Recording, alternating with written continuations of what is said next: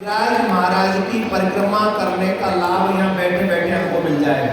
ध्यान से सुनिए, हमारे संत कहते हैं जो गोवर्धन की परिक्रमा कर लेते हैं एक बार, उनके अनेक जन्मों के पाप उसी क्षण नष्ट हो जाते हैं।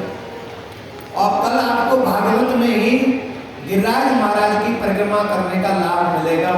इसलिए बढ़ चढ़कर गोवर्धन की परिक्रमा देने के लिए पहुंचे सब। कल समय पे आ जाकर, थोड़ा लेट आते हो, हम तो आ जाते 3:30 बजे। आ जाते कि नहीं आ जाते? हम भी आ जाते महाराज। कल 2:28 पे आ गए थे, आज 2:29 पे आ गए थे, 3 बजे आ गए थे।